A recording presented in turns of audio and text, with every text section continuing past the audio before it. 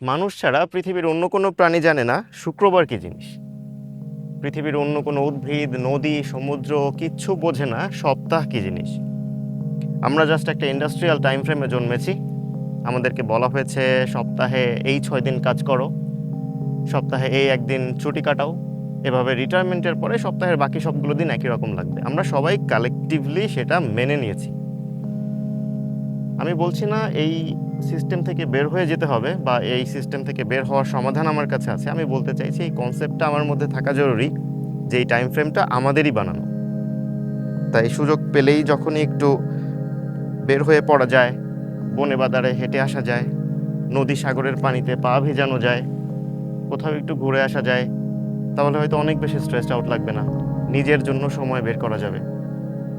You can try it out, maybe it will help.